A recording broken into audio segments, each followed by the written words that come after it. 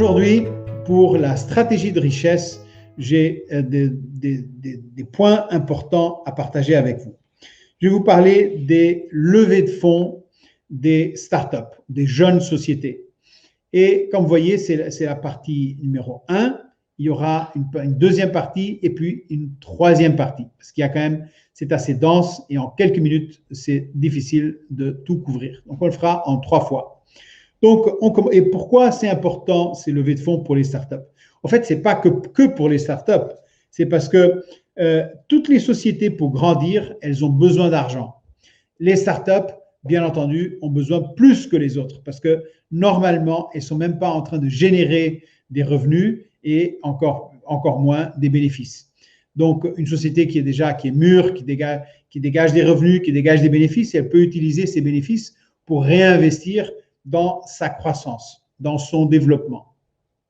Par contre, les jeunes sociétés, elles sont loin de là et elles ont besoin de cash pour pouvoir se développer, pour pouvoir grandir. Et donc, c'est important de bien comprendre cela.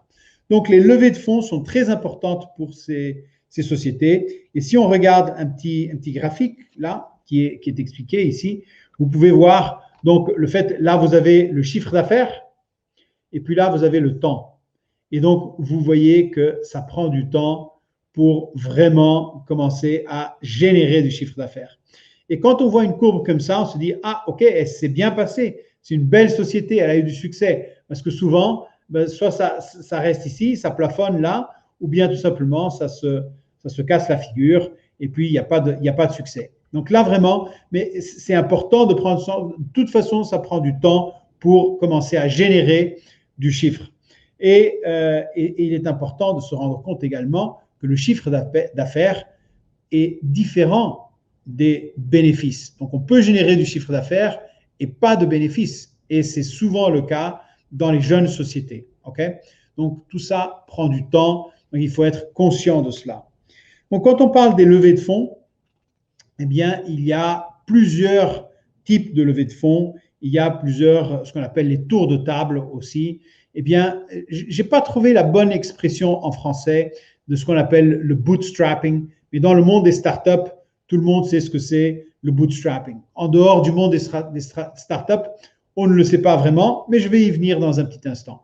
Mais vous avez là donc les différentes phases, le bootstrapping, les business angels, et puis le capital de pré-amorçage, d'amorçage, le capital risque, le capital investissement, et puis les séries A, B, C, D, E, etc.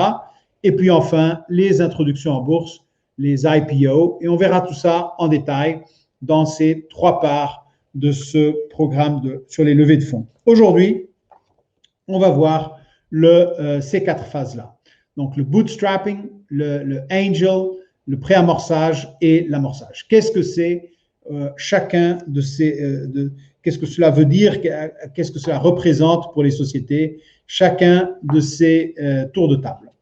Eh bien, si on commence par le bootstrapping, eh bien, le bootstrapping, c'est juste le début. Il y a une idée, il faut commencer à la mettre en place, eh bien, on fait avec les moyens du bord. Et donc, il n'y a pas d'investisseurs, il n'y a pas de personnes externes, c'est le ou les fondateurs qui font avec de leur poche, qui vont financer ça. Normalement, c'est des tout petits montants, c'est mettre en place un site Internet, c'est acheter un domaine, c'est les adresses e-mail, ce sont ces petites choses qui, en fait, à la fin, quand on les ajoute, ça fait beaucoup, mais qui au départ sont quand même des petits montants et ce sont les fondateurs qui le font, qui le mettent en place. Okay? Donc, ça, c'est la phase du bootstrapping. On fait avec les moyens du bord et donc on travaille, beaucoup de travail, pas de revenus et voilà. Donc, ça, c'est la phase du bootstrapping. Le angel ou les business angels, eh ben, c'est un petit peu dans le sens de faire venir des investisseurs qui sont souvent la famille et les amis. Et donc, c'est pour des investissements qui sont en dessous de 50 000 euros. Ça, quand je dis euros, ça peut être des dollars ou des livres sterling, mais en général, en dessous ou jusqu'à 50 000. Et donc, c'est des investissements pour faire décoller la société, pour déjà payer peut-être à quelqu'un pour faire des petits travaux, acheter peut-être du matériel, peut-être quelques ordinateurs, des petites choses comme ça. Donc, voilà un peu la phase Angel. Et puis, on avance, il y a le capital du préamorçage. C'est normalement, là, ça va en parallèle. Et là, ce que je vous dis, c'est pas nécessairement, enfin, ce n'est pas du tout une science, même si des fois on pense que ça peut être une science, c'est pas du tout une science. Certaines de ces tours de table, ces levées de fonds peuvent des fois être en parallèle ou pas nécessairement séquentielles, pas nécessairement dans cet ordre, mais le préamorçage, ce sont normalement les fondateurs qui vont mettre de l'argent, et ils vont emprunter à la banque, ils vont faire une hypothèque sur leur maison, ils vont vendre leur voiture, ils vont utiliser leurs économies, leur épargne. Eh bien,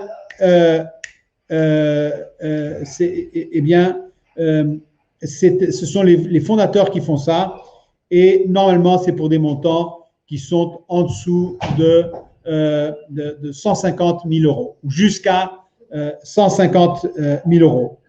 Il n'y a pas d'investisseur institutionnel à ce stade-là, et donc c'est avant l'amorçage. Donc, vous voyez, c'est le pré-amorçage, c'est le tour de table, le pré-amorçage. Et puis, il y a l'amorçage vraiment proprement dit. Et bien ça, c'est un tour de table très important. C'est la première fois que des investisseurs externes, éventuellement institutionnels, vont participer et commencer à investir dans la société. En général, il n'y a pas plus de 15 investisseurs. C'est un chiffre un peu comme ça, mais c'est en règle générale, en moyenne, il n'y a pas plus de 15. C'est il y a peut-être 5, 10, 15, mais normalement, il n'y a pas plus. Okay? Et ce sont des investissements qui, normalement, peuvent aller jusqu'à 2 millions d'euros. Donc, on commence déjà à avoir, c'est de l'argent.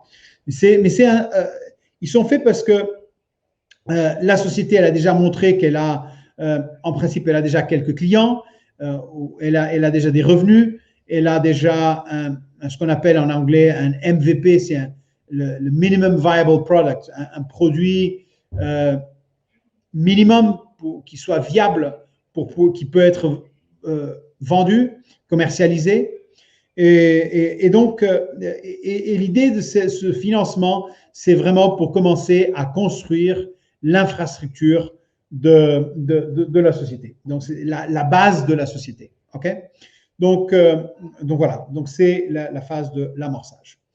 Et puis, donc voilà, c'est ce que je voulais partager avec vous aujourd'hui. Dans la partie 2, on va voir le capital risque et le capital investissement. Et dans la partie 3, on va voir les séries A, B, C, etc.